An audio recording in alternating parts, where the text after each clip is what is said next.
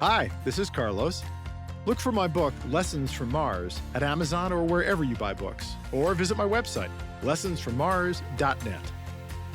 Hi, welcome back. It's Carlos Valdez-Tepena, and I'm with you talking about high-performance collaboration and teamwork based on the lessons I learned while with Mars Incorporated, but also based on my experience over 25 plus years of working with teams.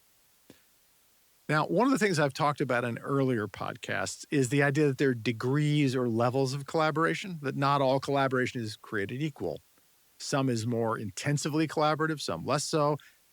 It's all collaboration, but it requires different levels of energy, effort, and focus.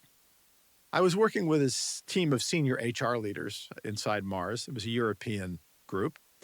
And I was trying to explain this concept to them, and they said they just didn't get it. So that night I squirreled myself away in a hotel room in Brussels, and I thought, I've got to find a way to talk about this that makes sense. And I went back to the data I had gathered from teams at Mars, and I started to look at how people talked about the way they were working together, and lo and behold, a pattern started to emerge, and I began to label these things.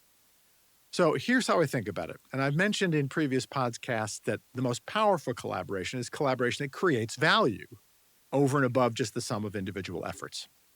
If you want more on that, refer to earlier podcasts.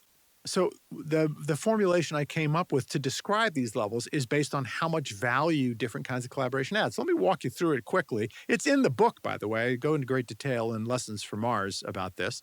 If you want more reference, you can check there as well. So let's talk about a lower level of collaboration. I call this cooperation. That's co-operation. And when it happens with people who aren't in the same office, when people are on the same team, but they're in different locations, I call it benign neglect. Let me describe it for you. So cooperation, what that means is we're in the same place at the same time, probably working for the same people and maybe on related projects, but we don't actually interact very much. We are operating in the same place at the same time, cooperating. Yeah? So it's a little bit different from the traditional understanding of cooperation. Benign neglect is that very same thing, but it's what happens when people work at a distance from each other.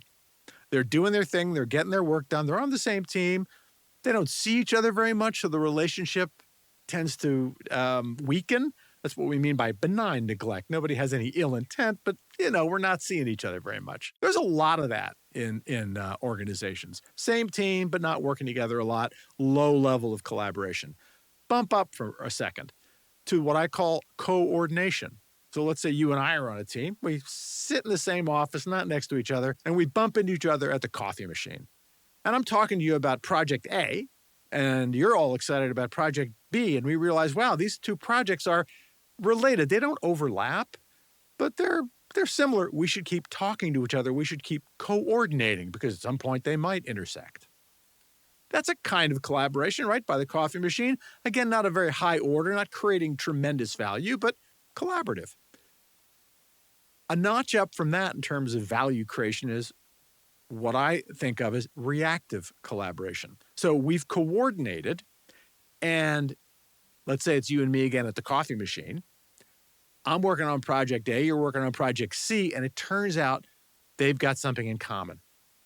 Well, some work stream, some individual, they actually do overlap. So we coordinated, and then we realized, holy cow, we have to work together on this. It's after the fact. We didn't plan on it, but we know our bosses will expect it, so we quickly go into our reactive collaboration mode. We address the overlap. We work together as required, and then typically we kind of go back to our cooperation mode, back to our desks, back to doing our thing. It's done. Problem solved. The next level up I call proactive or intentional collaboration. So imagine this, and I've seen it happen with only a few teams, that we sit down in January as a team and we say, okay, as we look at our work for the year, where do we need to collaborate? Where do we need to connect, be talking about how we're going to coordinate our efforts, right? Where do we need each other? Where do we not need each other? That's what we call intentional collaboration. Once you establish what needs collaboration and who needs to be involved, you can then deploy against it. So you're not always in firefighting mode. Reactive collaboration is basically putting out the fire that was started because we didn't ask ourselves the question, Where do we need to collaborate? Up front, so we find ourselves doing it after the fact. When it's intentional, it's thought through, right? It's planned. And it gives us more control and more focus, and it really does begin to help the team form as a team. Couple of points to raise. Not all teams will have the kind of work that requires intentional collaboration, and that's okay. I talked about a sales team in an earlier podcast, and it was, in fact, 3 distinct groups within the sales team who really didn't need to work together. Now, there might have been opportunities to do it, but they didn't need to, and they could deliver fine results. They don't need a lot of intentional collaboration. They're fine with lower levels of collaboration. Another point, there are actually, it's a word I talked about in a previous podcast, dysfunctional kinds of collaboration. For example, playing politics, really unhealthy politics. All organizations have politics, but when it becomes the norm that stuff gets done through political methods, working behind people's back, exerting power in a way that is deceitful, that actually requires some working together, but the result is a value erosion rather than creating value. So that exists too. What we found at Mars was about 85% of the collaboration was a cycle. It went from benign neglect or cooperation, remember those lower orders, up through coordination and reactive collaboration. And then they'd finish the reactive collaboration and they'd go right back to their desks and just keep doing what they were doing. That was what passed for teamwork. That was helpfulness as teamwork. And very few people, very few teams were using intentional collaboration in a productive way. And that's what the framework that we developed at Mars was intended to address, to help teams become more intentional through tapping into this achievement drive I talked about in previous podcasts, and therefore creating greater value through collaboration. So there you have the levels of collaboration. Again, I invite you to pick up a copy of my book, Lessons from Mars, if you want to learn more.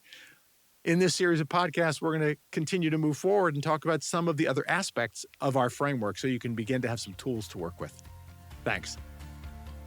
If you enjoyed this episode and found it helpful, please rate the show on iTunes or contact me with your feedback through my website, lessonsfrommars.net. You can find my book, Lessons from Mars, at Amazon or wherever you prefer to buy books, or, again, through my website, lessonsfrommars.net.